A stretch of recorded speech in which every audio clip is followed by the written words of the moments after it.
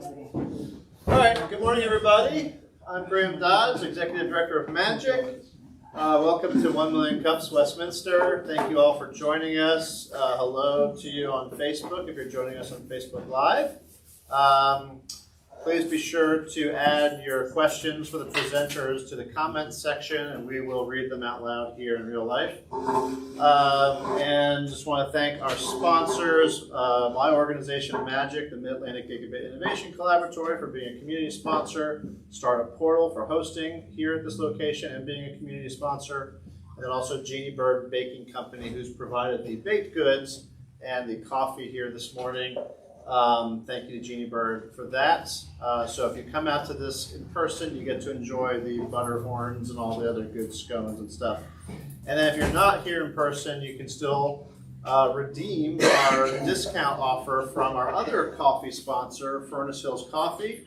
If you go to furnacehillscoffee.com and you enter the discount code 1MC Westminster, you get 25% off your entire online orders. Thank you to Furnace Hills Coffee for being our virtual coffee sponsor, for those of you who are attending virtually.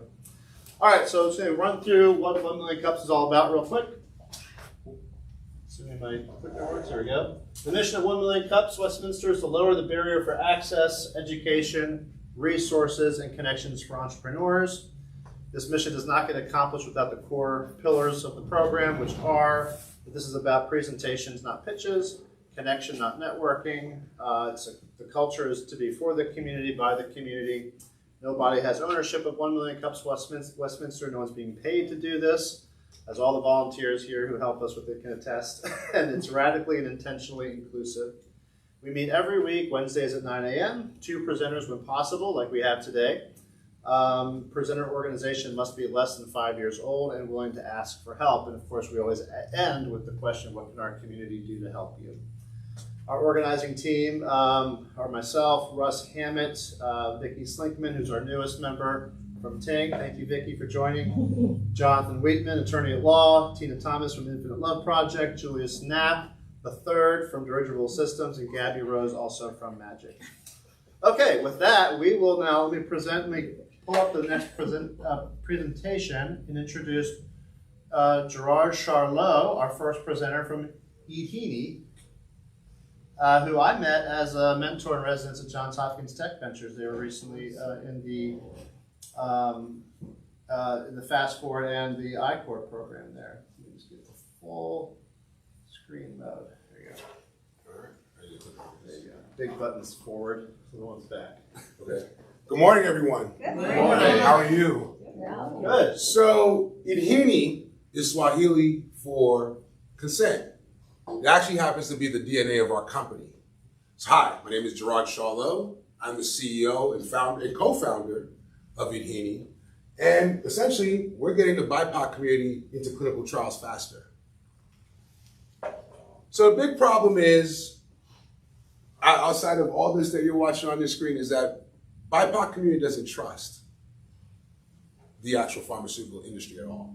That's the biggest problem. But however, for the pharmaceutical companies, they can't get that data. And they need that data to get their drugs out, needs to essentially make sure that they're compliant, and more importantly, make money. There's a lot of misinformation on social media. I don't need to discuss that. I think you guys all know about that. And there's no real clear incentive process, which is a big problem, because the reality is that if you're going to clinical trial making billions of dollars for someone, the reality is like this: you shouldn't get paid $1,500 for 2 weeks. But lastly, inefficient onboarding and all that stuff, lack of clear incentives or pricing on that data, it doesn't necessarily move someone forward. So our solution actually solves all this. And we get that data and we provide clear incentives. We have trust within the community. We do have an expert feedback loop so people can actually understand and get that misinformation out the way, as well as we have a simplified onboarding process. That's a big market. It's a big market because only 2% of people of color are actually in clinical trials. We know that 80% of clinical trials are delayed by at least 1 month, which is about $18 million a year. So that's how we pretty much come up with that $4.32 billion market. And because we provide very clear pricing and incentives, our solution essentially is blue ocean. Most of these organizations, varying levels of trust, but they do not provide the people the ability to understand and actually advocate for themselves in their health needs. And the reason why is because of our community. At the end of the day, we believe that the best way to gain trust is through trust pillars. And those trust pillars are the Divine Nine organizations, the HBCUs, as well as places of worship. These are the core components, these are the core pillars of trust where people get their information and actually build their relationships. And of course, that now provides a level of engagement that most technology by itself cannot do. And then we have that intelligence is then transferred to the drug developers in the healthcare industry, as well as providing the overall infrastructure for that to happen. So we've had some pretty good traction. You know what I mean? We were founded July 2nd of this year. We've already opened up our raise. We've already got right now it's about 1,300 signups. We've obtained letters of intent from a major drug developer, a hospital system, and a major provider. We've got a lot of support for various organizations. We've got our chief scientific officer and CTO. And we also actually ensure, of course, because part of it is our community, we've gotten someone who actually really does that, is really good at that. And of course, got accepted into GHU TV programs, as well as completed the I-Corps where I met Graham, and now we're in Fast Forward. So our business model is real simple. We're taking the share market. There's about 32,000 clinical trials a year, right? We're taking about 80% that are delayed. Our subscription is roughly $10,000, so $120K annual revenue per client. And then we get a 20% referral fee on every BIPOC patient that goes through. Average ask would be about $2 million. That gets us to about $124 million a year. 5-year, as you can see, as usual, most startups, a little money, a little bit more, and then we get to, about 90, we're thinking about 90 million, and we'll get, by 2027, once you have operations, the company's well-funded, well-structured, we'll be able to get there. And right now, what we're using that raise for is just, building our company, building the platform, building the technology, building the engagement that's necessary to build within these within these communities. And, a little money for our friends. But we have an outstanding team, and that's the real deal. And you can't do anything alone. Like I said, there's an African proverb that says, if you want to go fast, go alone. If you want to go far, bring someone along. And these are the people I'm bringing along. Trevor, who's not here, he's our Chief Operating Officer. I told you he's our new CTO. Dr. Jones. And it's a great blend of not just team, but actual advisors and community that can actually build and actually go and actually get this done. And by the way, pretty much everybody on this picture represents at minimum 2 of the trust pillars, whether it's Divine Nine HBCU grads or have a particular place of worship. And that's it. Join us in changing healthcare together.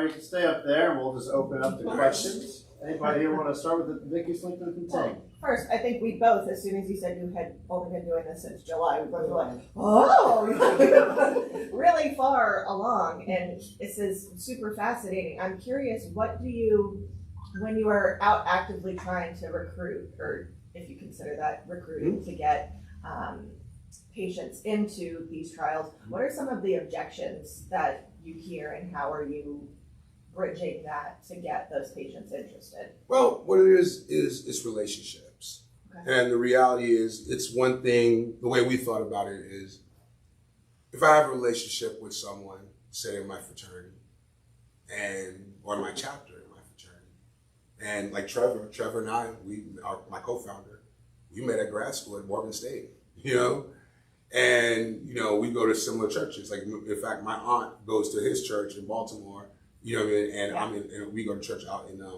his wife, his fiance. When I say that, his wife, no, I'm in trouble. But his fiance, she used to go to my church out in Columbia. So, and then when you meld all that together, there's a certain level of just like even being here, just being in this community. When you deal with community, you kind of break down some walls. You kind of be able to have real talks. And I think that because we have these relationships, the objections are not necessarily there. It's really understanding that we need to provide people information, solid, clinical, clear. You know what I mean?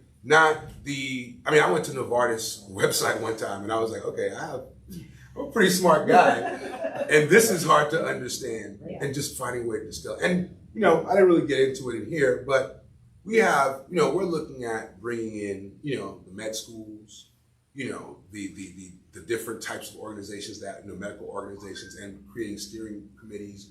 Like we want to make this, the point of Idhini is to address a problem that really affects everyone. The real cost of this is $421 billion a year. If you think about that, that's larger than the 17th largest economy. Just think Norway, Austria, it's bigger than that.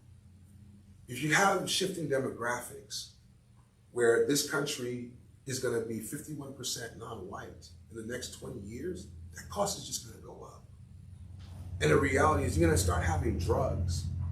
How are you going to get your drugs out to people if it doesn't meet the population needs? If I don't know, think about my DNA, my body composition, everything is different. And you're going to sell me a drug that doesn't work for me? It just doesn't. Like, think about, I'll give you another last thing. Think about the Tuskegee syphilis. I don't know if you guys are aware of it, but long story short, the trial was essentially, how long does it take for a person to die from syphilis? And that went on for 40 years. Like, think about that. You know what I mean? If there was an expert, first of all, nowadays, that probably wouldn't fly. Let's be clear. But at the same time, the people didn't know that. And they were being compensated pennies.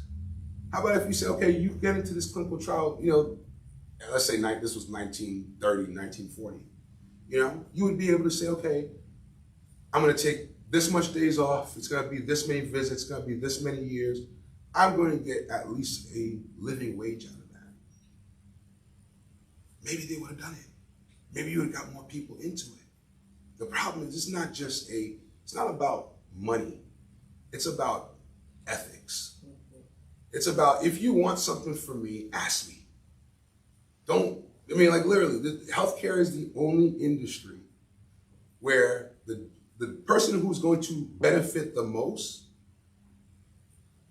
essentially takes all the advantage into the person who has to risk the most, gets the least. We saw a clinical trial out in DC. They're paying women $10 a week. It was a therapeutic, it was cool. They provide a little food, this and that. But they're gonna make billions of dollars off that. And of course it becomes predatory. Where are you going? You're going to Tuskegee. You're going to places where people don't have hope. You're going to Baltimore City. So the reality, this is more not just a money thing. Yeah, we can make money. There's no doubt about that. But it's really basically making sure that we have a healthy, equitable outcome for everyone. And okay, I should have put that in my book.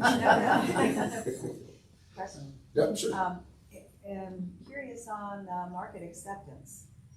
How much have you done, testing in the marketplace on accept? Because everybody understands the Henrietta Lacks type of scenario. Mm-hmm. So I know that it looks like you're going to have their back, but how are you reaching them to give them confidence that you have their back? Well, that's back to the community, because it's pushed to the community. So this February, we're looking to do a Black History Month, right? We're partnering with our partners, There Goes My Hero, which is in Baltimore City,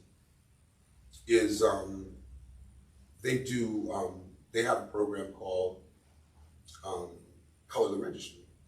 Because color registry is if you are a person of color and you have a blood disorder, you have about a 6% chance of finding a match. And the swabbing takes about 2 minutes. So we're engaging the HBCUs, the Divine Nine, and the places of worship to actually do a swabbing event, which is content, information, you know what I mean, as far as like webinarish type thing.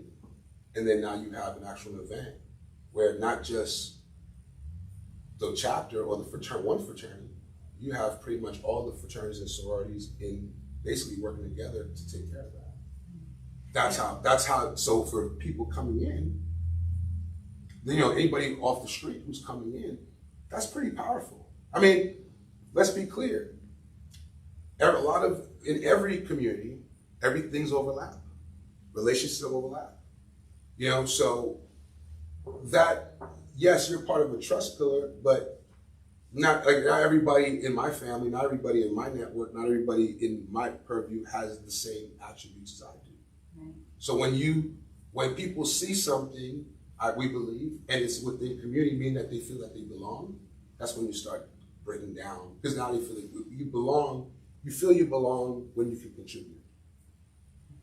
And that's where I'm hearing a lot of strategy, which is you got your strategy down pat. So I guess the questioning was, where's messaging?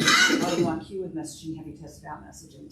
Yes, well, you are reaching the community. That was John Hopkins. That was the whole value of ICAR program, is actually pick up the phone. Good. Go meet people, talk to people. You know, not just... So your market acceptance is there.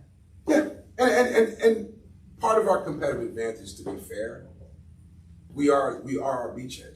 We talk to them every day. They're in our homes, they're in our lives. We work with them we talk to them every day.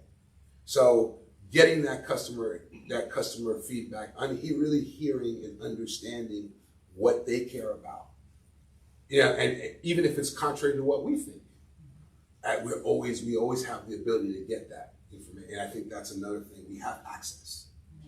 And your graph is impressive. Do you think time-wise, market acceptance is going to bear out those numbers? Oh, well, this is why it works. That's why you need the money. And most people, no, but real talk, there was the SVP over at Google, one of their execs pretty much said, if you want social impact and our companies need vast amounts of resources. It's just that simple.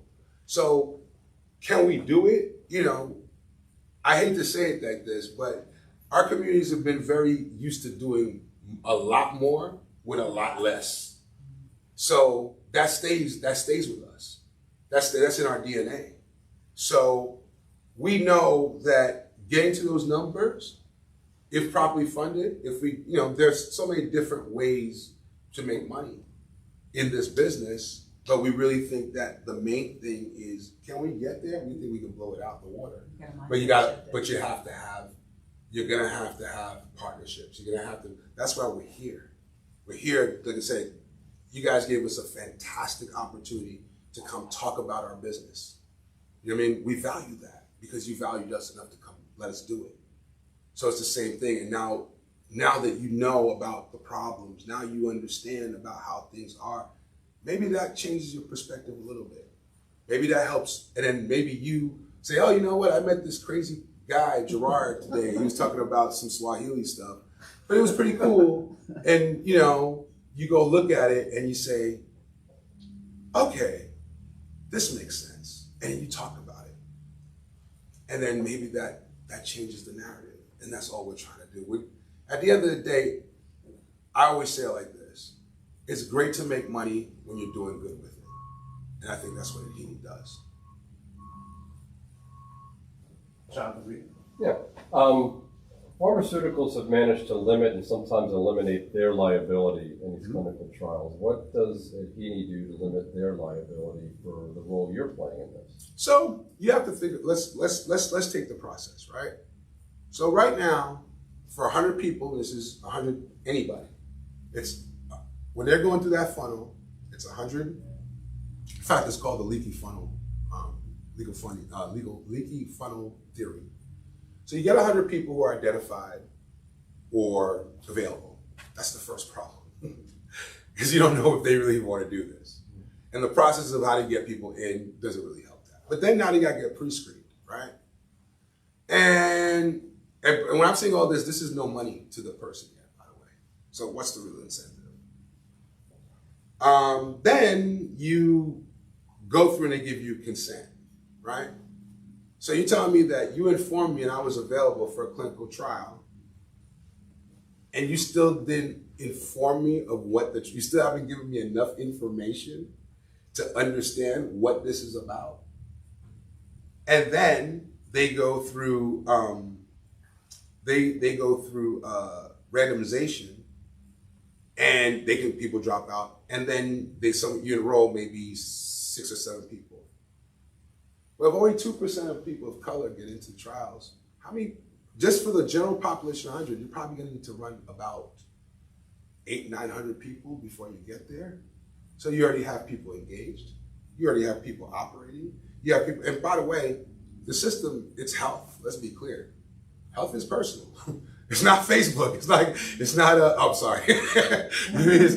Facebook, but at the same time,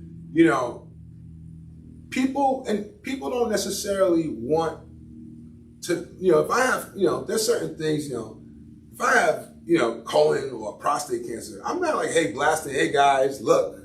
But I'm not necessarily going to someone this is all personalized. And then the algorithm actually inside it matches them to the trials. So what happens now, you have this marketplace where you have data. So we know the second, if you're the pharmaceutical company and you come in and you say, I need 20 people of color, those people are already in the system. We already talked to them, we already know, and we know because of the health, the literacy, the education component of what we have in there, is that we know how likely, like if you read no articles, you just signed up to be cool, you know what I mean? But a person who's there 3, 4, 5 times, and if, or 10 times looking at stuff, that person is more than available. And when you can connect EHRs, you can connect, you limit a lot of risk for the pharmaceutical companies. So they can even say, one idea we had was give people a badge. You know how this society, everybody wants a badge, for something, a digital badge.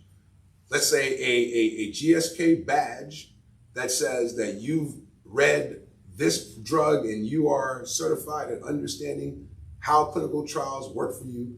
There's so many options of how to do it. There's so many ways to de-risk it, but there's no risk because the reality is it's no different than a risk. You're just simplifying the process of getting someone, and you're actually instead of running wizards to get their consent, you're actually allowing them to get informed consent. Well, and there's human and subjects research regulations that cover all that, and then they'll have an institutional review board that'll make sure that the pharmaceutical company, the clinical trials company, all their different associates are following those rules. So there is like an institutional review board that would provide oversight to how he would engage. Right, and it's called protocol. So literally we're talking about the IRB review, there's protocols. So a protocol is anything that the pharmaceutical company, any drug developer puts out with respects to their particular drug. They have to get IRB review. There's a company right now, I'm just gonna say it's called CenterWatch. They have them, but you gotta pay, they connect you to clinicaltrials.gov. They do all that stuff, but there's no engagement. And that's the point. I think that's really what the secret sauce for us is that not only do we have access to that community, to that beachhead. That's essentially let's think about it like this. Money is just a proxy to get something. And what we provide is direct access to 3 major trust pillars within an organization, within a community that's growing. So I think that's kind of I don't think you can, and it's not a community that you can just get into. You know what I mean? It's not you can just wake up. Speaking of that, my question would be about how this grows past the BIPOC community. Well, that's obvious. Because I know more white people that refer to the Tuskegee experiment than black people. Absolutely. When they put up, arguments against the vaccine. I just think, yes, I agree with you. And the point is we're dealing with underserved. We're dealing with, if a clinical trial can go, if we can demonstrate that we can get people into clinical trials faster, I'm pretty sure the drug company's not gonna have a problem with us doing everybody, and nor will we, because you saw the business model. So it's really clear. Like we're not excluding anybody. You know, we're not excluding anyone. What we're saying is that this is a population. Like, let's be clear. When it comes to data, there's not that much data on people of color. And you're talking about Black people. You're not talking about Latinos, who are less, about 1% into clinical trials. You're not talking about Native Americans, that there's probably as this much data, less data than anything. And these things, you know, we know that data helps produce outcomes.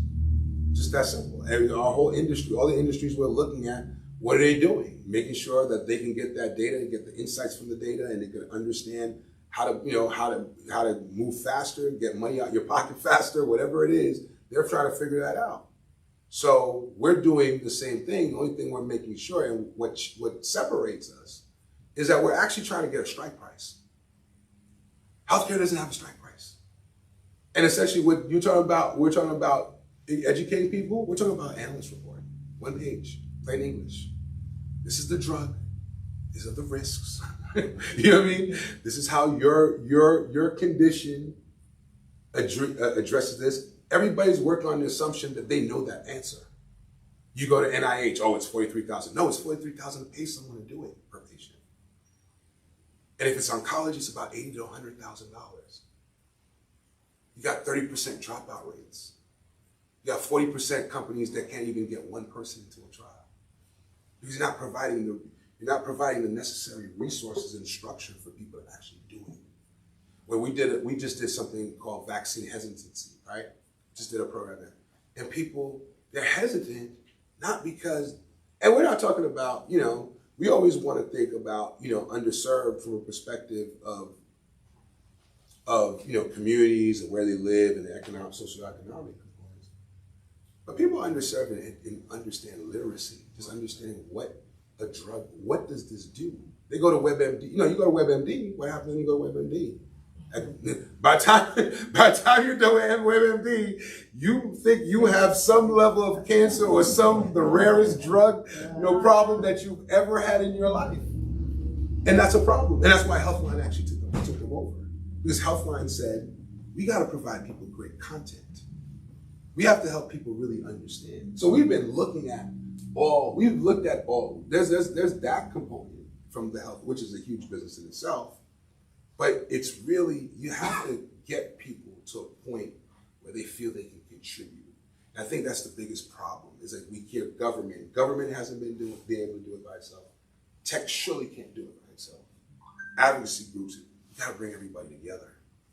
And you gotta give people that same access to information, that clear, the same, you know, like I said, we all know 1 + 1 = 2. Why? Because it's simple, it's clear, we understand it, we can visualize. It's the same thing with a vaccine. When you tell me I'm putting something in my body and you haven't necessarily tested it with the people that we need, that you haven't tested on me, you haven't tested on anybody that looks like me, at least from the numbers, and then you want me to take this. When we do know about Henry Labs, when we do know about the Tuskegee experiment, you got to debunk that. And let's just be real. If you screw most people over once, it's gonna be hard to get that trust back. So you've been, you know, people of color in this country have been, you know, a little bit longer than that, you know what I'm saying? So, you know, it's not an overnight process, but we understand if we just have something that reflects them. That's what people want. Like, you go to WebMD, you know, a lot of organizations, you know, this whole DEI, this thing is out now. And all these organizations, you know, you see how the marketing has got a little darker, a lot of bit, you know, and that's all great, but you go look at their boards. When you're actually doing a clinical trial, let me ask you a question. Who's the investigator? It's not a person that looks like me. So there's bias. So that what we're looking at is it's ecosystem. Everybody complements each other until they become competitors. That's what ecosystem is. Kathy, are there any questions on Facebook? Oh, go I ahead, have a Letitia. question. Oh, sure. So can you go back to, I think, 2 slides? Otherwise, I think you have it backwards. Oh, No. this one? No. Yeah. These guys. So I'm looking at this and I see only one woman. And that Trust and believe. I say this we need more women. And let me tell you why also. Because in these communities, those are the gatekeepers. Let's be clear. And we only have one woman because she's the only one right now who's there. But we have women-led organizations as partners. I'm gonna be the first one to tell you, I grew up in a house full of women. I am actually a little bit more comfortable around women than men. Because women are a little bit more receptive and more, I would say, women tend to be extremely. No, I'm not gonna. I feel. So I used this before. Okay? Women have a different perspective that is necessary. Like the guys, like let's go. I'm like, oh, chill. You need to worry about this, and this. Women are the best leaders. I mean, let's be clear, guys, and as a whole. And if you look at the entire scheme of things, women are kicking our butts in every industry, in every component. So if we don't have enough women, we're gonna lose. So if anybody in Facebook watching, you want to work for Idhini, and you're a woman, trust and believe. Come, careers@idhini.co. No problem. We are looking for you, we want you, and we support you. Hell yeah. Letitia, was that the Yes. Any questions on Facebook? Okay. So you represent here on the slide again the community that you yourself said you come out of, the Divine Nine community, HBCUs. What about the other people of color? Because that is, as your beachhead, through the churches, through the other organizations that you mentioned, it is sort of quote unquote easier for you to address your own community. But what about the Native American community, for example? Well, that's the thing. We have in these organizations, we have all that. In our churches, we have all that. So the beachhead, as far as we're just those three are the trust pillars. But before going to HBCU, I actually went to 2 PWIs, and you know what? I was actually made in the fraternity at a PWI, which is a predominantly white institution. So those schools, there's a lot of chapters at a lot of schools. So it's not necessarily like, oh, you have to be HBCU, or you have to be. You just need to be a person who's interested in their health and interested in positive outcomes. That's the big. We just know that, like I tell people all the time, being in this, specifically in this area, in the DMV, I'm pretty much connected to any person of color, like one or two. They just make a phone call, and that's so helpful because it's when you want information, when you want to learn something, when you want to understand, like we just met with, for instance, we met with an investor yesterday. He's our frat brother. He went to HBCU. He used to live in the DMV. But the other person that actually came and wanted to actually give us money was not. They were actually white. And the bottom line is, that's cool. We're not exclusive. We're extremely inclusive. In fact, it says on our thing, it's inclusive, diversity, health. Women are diverse. Women are part of that diversity. That's for sure. All women. You know what I mean? LGBTQ, all that stuff. That's diversity. So if you're the Caucasian person coming to Idhini, there's a place for you. Because the reality is, if you come to Idhini and you learn and understand what Idhini is about, then you're going to spread that to your community too. So, we're about it, man. Is my time done? I'm like, man, I've been talking for a little bit. No, y'all all free to ask as many questions. But, I think the main point that, a lot of you said, women, we're just starting. Let's be clear. Idhini's been alive for 4 months. Yeah, but we're just saying that just make it intentional because I that have is 2 a women in my big home. issue. I have 2 women in my home. Okay. You see what I'm saying? I got I'm two. sure they told you. No. It's hard to get because I think that particularly at this place, let's be clear, we're not fully funded. This is our investor deck. There's a certain level you can go without capital. You can only bootstrap so much. You know what I mean? Like, I don't know anybody who made billions of, basically $1 billion company or even a $10 million company with nothing, with a couple of dollars. So it takes time. And we're still figuring out. We don't know everything. You know what I mean? So Letitia's concern, I think maybe. So Letitia, do you want to be an advisor? I'm right on here on the spot. Come up here, right on Facebook Live. Let's go. Let's sign it up. I'll send you an advisor agreement. You can be. Well, I was going to suggest you have an advisory board, and that's where you could start at least to show that women are involved. Well, they're all advisors. Everybody. Oh. Yeah, the bottom row is advisors. I see. Gotcha. They're advisors. But I said partners. Partners galore. I think like another thing too. It takes time. It takes time. You're not going to fully commit until you kind of understand what you're doing.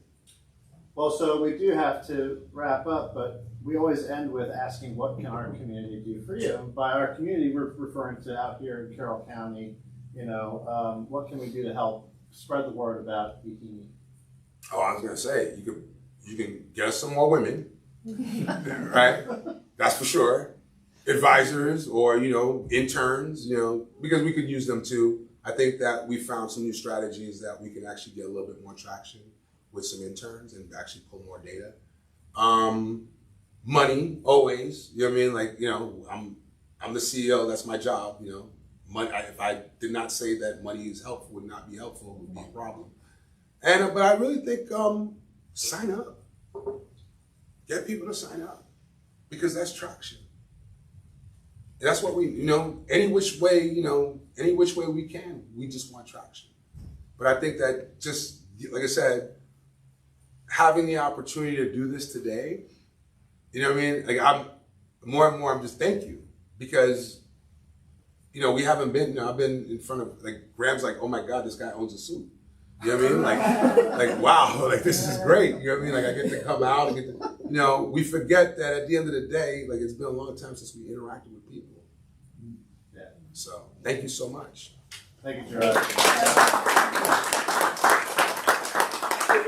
All right. That was excellent. Yes. We have another presenter. However, they are running a little bit late. They should be here in the next few minutes, so we have time to do some community updates. Is there anybody out in the community that wants to do an update? I'm looking at you really live because I know you've got an update. You got things happening. Here we go. Come on up. You're ready. Good morning, everybody. Good morning. So, I have a couple updates. So Saturday, I missed last week, but Saturday we had our youth talent show, and it was an amazing event. The kids did awesome. We had singers, dancers, rappers from ages, I think, 7 and up. She was there, he was there, she was there. It was an awesome event. It turned out all the seating was full. The place was huge, but all the seating was full. And then everybody ended up staying, you know what I'm saying? And it just turned out great. So yeah, that's one update.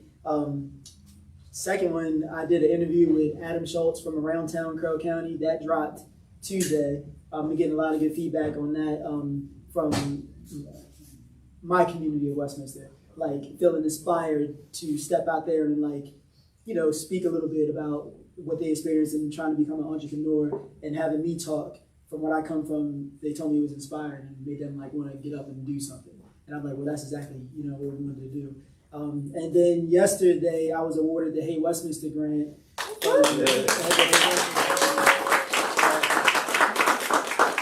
That's my only update. I have some more next week. Every single week, I'll be up here. Yeah, that's all. Any questions? I do have women on my team. I got white women, black women, Spanish women. Right. I got mixed women. Right. I don't have any Indians, but I could use some. Right.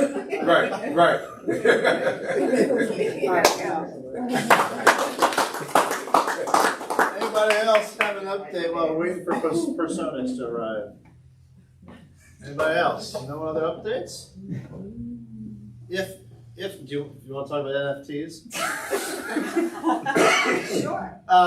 Well, if anyone, but seriously, anything else anyone wants to discuss or bring up? Otherwise, we'll just sort of like hang for a minute and talk amongst yourselves and get some more baked goods and coffee while we're waiting for Personix to show up. So, all right, we'll do that then. We'll wait for Personix. So go ahead and just get yourself some more. Hopefully, there's still coffee left. Some of the cheaper baked goods. If you're on Facebook and you have any questions for our presenter from Gerard or from Billy, let us know because they're still in the room. You can't see them, but they're still here. We can still ask them questions for you. It's easy to come here. All right, Personix is almost here. I wanted to, but it was plastic.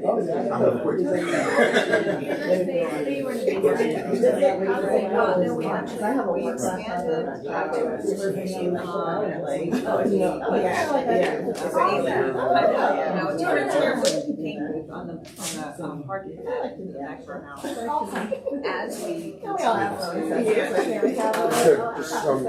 If you may. the real estate for sale. Really? Where are you guys going? Yeah, there you go. 3 days in a row. Much easier. That's mine. I'm not renting, but. Oh, yes, Jen. I'm sorry. And my youngest graduated. Oh, yeah, I want to introduce you guys. Years ago, so I've been. At some point, because Gerard and I were talking about music, and Gerard's got some, I think, some connections from New York, from the hip hop community. Oh, yeah. Yeah, so, and Billy's one of the top promoters in in DC, Baltimore. From living. Yeah. Like that's not a question. I was thinking Like, that, what to do? I was talking to a real estate agent about it, that it'd be nice to have one of those houses on West Street, like, remember the food valley house? Dorothy Elder is the sponsor. So you really would be better. Are you in Michigan? That's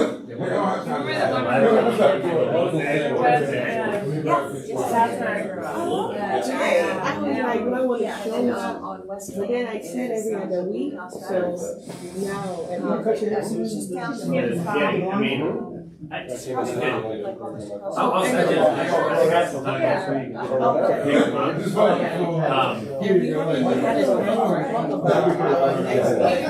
Yeah, so, I mean, if you meet next week, we can talk about it. I can pick up your laptop. It's actually like a big front yard though, right? Like, it goes back. Yeah. Got it, yeah.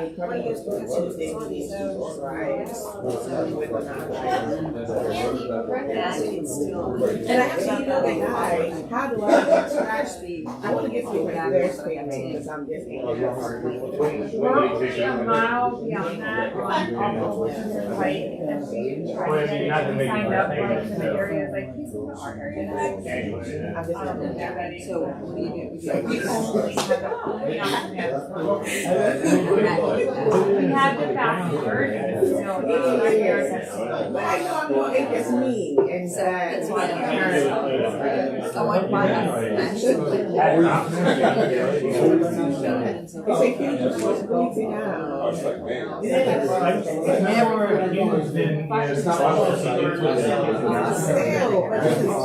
You're just renting a location. That's all you're doing. It's like every person on earth rents or owns a location in their home.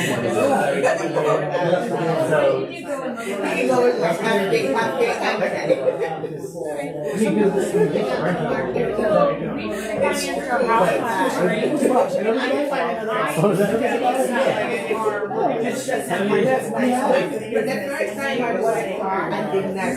really like. When you pay for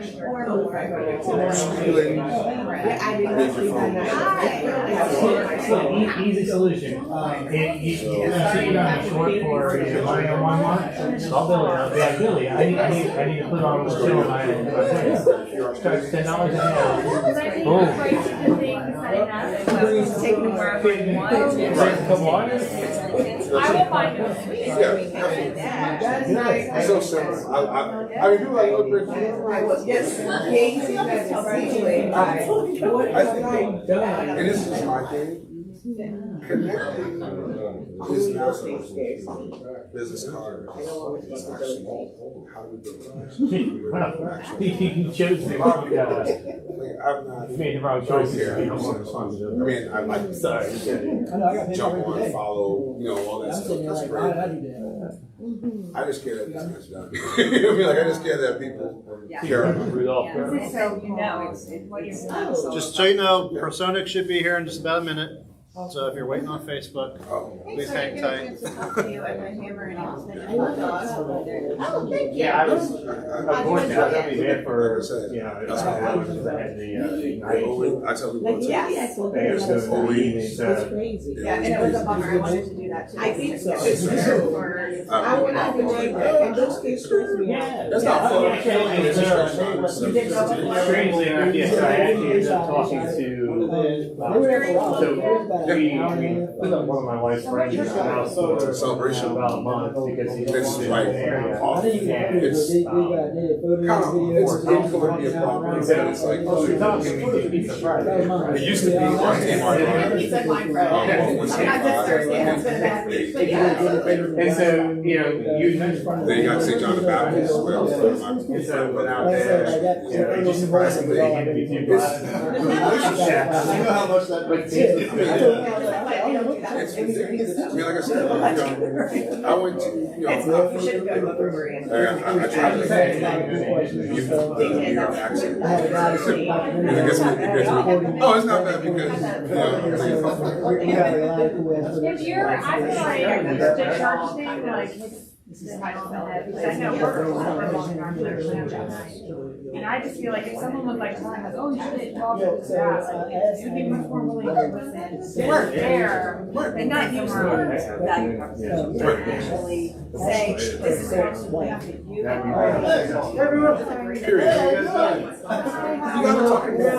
You're all set. Let me just quiet the room.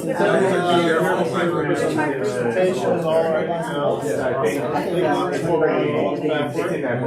Let me just introduce you. Okay, everybody, have a seat, quiet down. We're ready for our next presentation. And if, just so you both know, there's coffee and baked goods in the back. Our next presenter is another team that I met through the Johns Hopkins I-Corps program recently.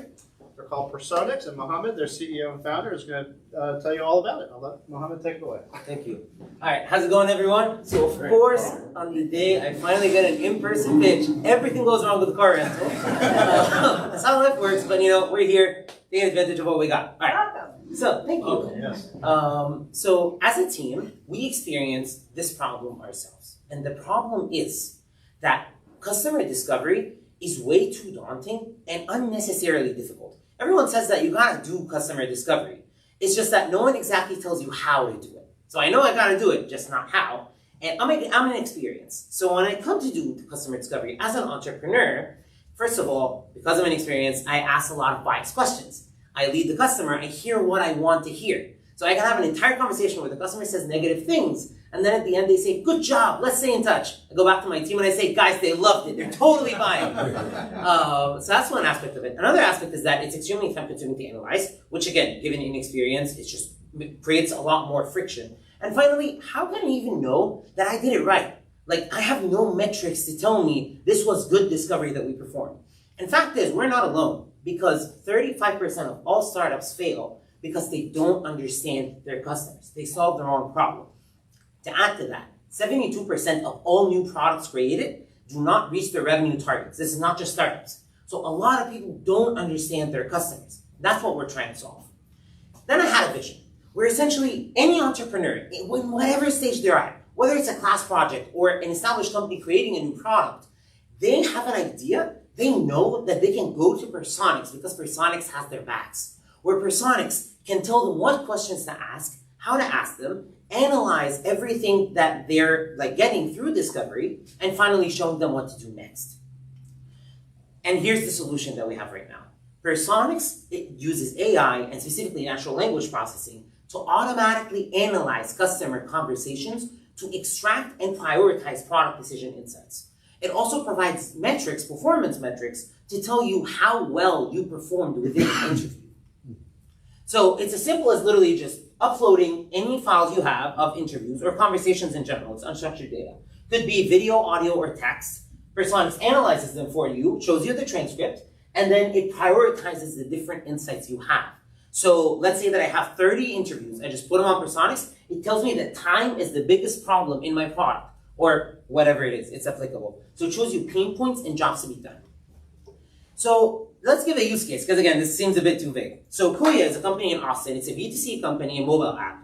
They sent us 25 discovery interviews for us to analyze. They had no clue how to do it. We had a coaching session with them to improve how they ask their questions. Essentially, so we analyzed them for them, the interviews. We sent them back a report detailing their metrics and what they need to focus on. And they decided to pivot. They realized that they were about to waste 4 to 5 months of their time, money, and effort. And it's a seed-funded startup. So that would have wrecked them on the wrong product. So they were able to successfully pivot because of that. So we start by targeting the people who need us most. So first thing, early stage tech startups. Typically seed-funded or Series A because not everyone has money. You know what I mean? Primary target is UX researchers and startups. And then finally, we want to work on startup accelerators because that just gets a ton of them already. We already have 2 LOIs with the startup from Hopkins, with the accelerator from Hopkins, fast forward you. So essentially, we're building a CV product by dog fooding it. We use Personix to analyze our own interviews to understand our customers better. That actually enlightened us, made us realize how biased we really were at the beginning. So essentially, work with more clients. The clients give us data, and that data we use to improve the model even more. So our goal is synchronous growth. Essentially, we're working on finance, product, and market at the same time. We already conducted over 100 interviews, serviced 10 clients. We're working on getting paying customers once we launch a self-service MVP, because right now our clients send us their interviews manually, which is a lot of friction. It's a pain, as you can imagine. So we want a beta launch so that we solve this. And in order to do that, pre-seed investment is what we're looking for right now. So yeah, that's a pretty quick rundown of Personix. If you're interested, here's the business model that we're thinking of so far. So B2B SaaS subscription per month. We're thinking of adding a consulting service in case people want coaching with questions and stuff. That's a need we found with startups. We spend less than $50 per interview hour. It's super cheap. That's how SaaS works. We love it. It's just a matter of getting this to market, launching, and you know what I mean? Just scaling Personix. So yeah, thank you. I guess any questions you guys have? You've got that running late energy. Yeah. So Vicky Slickman from Ting. Go ahead. I love this idea. I've worked in marketing for close to 2 decades and have worked with plenty of agencies who do the research for you and then just give you this stuff. And it takes forever to figure out what you're going to do with it. But I'm also a firm believer in if you're putting bad data in, you're going to get bad data out. And you said that you do provide or are thinking about providing more coaching on interview questions because bias is a big problem, how you get those interviews, the people that you pick to do your interviews, how you ask your questions. So how are you kind of preventing that bad data from going in? So the best we can do at this stage that we're thinking of is the coaching service, as well as providing those metrics. Because, so the examples of the metrics we provide, how often the client speaks versus the interviewer across all interviews. We show them the best and the worst. Also, insight distribution of every sentence spoken by the client, how much were none or just noise, and how much were pain points and how much were jobs to be done. So it shows you how effective the interviewer was at extracting information. At this stage, exactly what you said. Personix is damn good at picking up something if it was spoken. But if it wasn't spoken because the interviewer is bad, there's nothing to pick up. So we're working on that, especially with startups. With product managers, they know how to ask their questions. Startups, they do not. And that's what we're trying to solve, you know? Yeah. Any other questions? Anyone on Facebook who's commenting or question? Okay. Many people here know Deb Cancro from Voice Vibes because she's been a presenter here before. And the market that you're in seems like it's a similar market to Voice Vibes, and they were recently acquired. Is that sort of in the back of your mind as you're growing this company, you're thinking, okay, Voice Vibes did it, they exited. Not that they're doing the same exact service, but it's related. Are you starting to have those types of conversations or considerations as you're going out and raising capital? Do you have an exit strategy that you're already kind of forming? Yeah, classic question, pretty much. Yeah. And exactly what you said, because what Personix does is it targets a very niche problem. Therefore, it is much more likely to be acquired by someone who tries to offer a full solution, whether it be like consulting or whether it be something like Google, Microsoft, you know what I mean, etc. We still didn't have like any acquisition conversations yet. We need like to establish ourselves in the market first to do that, but that's the goal. Yeah, okay. So that is your exit strategy? Yes. Primarily? Yeah. Okay. And maybe another question? Have you considered taking all of these learnings and putting that into personas or something that might be a little bit easier for people to understand? I love that you asked that. That's actually how we came up with the name, because the goal was to create personas for product managers. That's how we started out. So Personix. Yes. At this stage, so right now, this is how we're starting. Yeah. As we grow to evolve, we want to integrate personas. We want to integrate into Zoom so that you don't have to upload anything. Zoom does it for you, or Microsoft Teams does it for you. We want to integrate like voice recognition. It's kind of like what Voice Vibe does, so that it can sense from your tone how you're feeling, etc. So yes, personas are definitely on the map. I think this piggybacks on your earlier question. Years ago, I worked for a power tool manufacturer, and we did a lot of customer interviews.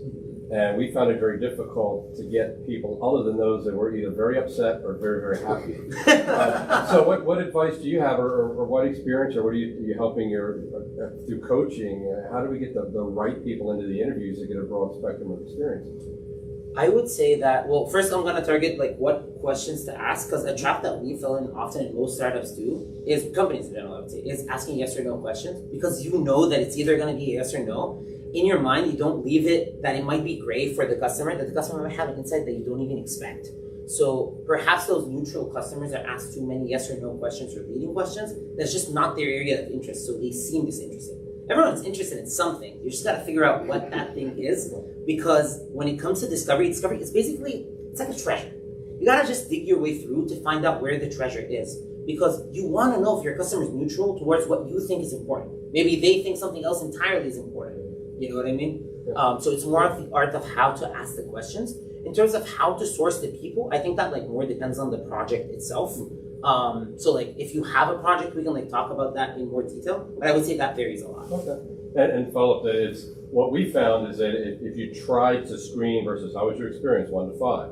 Like the 1s, do you want to interview? Oh yeah. The 5s, you want to interview? Yeah, come on, interview. The 3s, you never hear back. Yeah. You know, and that's kind of what I was getting at. It's a bit of a hurdle. Yeah, that's a really interesting point, and it's not just with that. I would say it's also like with reviews on Facebook, for example, like restaurants, etc. You only find like the super good and the super bad, because if someone just enjoyed their time at a cafe, like I'm not gonna do a review for that person. You know what I mean? So true. Rick Weinbach from Starport. I guess 2 questions. One, function. Maybe I missed it on how you do the interviews. Is it you and I agree that we're going to do an interview and record it? So typically we come to startups that already are doing interviews, or we coach them to do so. So pretty much that, like how we did our discovery interviews ourselves, go on LinkedIn, find people who would be potential customers or people who we want to learn from. And let's say like Samantha, hey Samantha, can you please tell me about your experience? Or like, what do you do in your day? And we kind of try to dig through that treasure to find the information that I am seeking, or whether it's relevant in the first place or not. But mechanically, you're recording it? Oh, yes. Does she Yeah, know? Zoom. Does she know? Oh, she has to know. Like the way we do it is we start out by saying, "Hey, it's on Zoom, so can I please record this for internal purpose of my team to analyze?" And everyone's like, "Sure, go ahead." Got it. Oh, perfect. Okay. Yeah. So, Second. so when working with customers, they would conduct the interviews and record it and then send it to us. Got it. Okay. I thought so, but just for clarity. Yeah. But second part, you mentioned 70,000 in seed funding, pre-seed funding. Well, it's not pre-seed funding, it's different grants and tech credits that we got. So it's like how we're lifting up the ground, how we're building the MVP. Yeah. Okay. So next step would be financing, correct? Exactly. So how do you see that happening? So if we get 500K, that launches us until the end of 2022. 350K would get us to the middle of 2022, and would get us, both of them would get us to launch. One of them would get us to launch and get 100 customers. 100 true fans is our goal. Like, I don't want someone to just like tries out Personix and leaves. No, someone who's dedicated and believes in the product. How we're doing this, honestly, at this stage, we downloaded like a database from PitchBook, trying to see people who are interested in SaaS, interested in AI, in the DMV area, and then we're gonna look at California. So send emails. I research the investors themselves to like target it, like based on your past investment in XYZ, where you're interested in this, I think you'd be a great investor. Some of them respond, we have meetings together, etc. That's how we're figuring it out. If anyone has any suggestions, please, it's my first raise. We have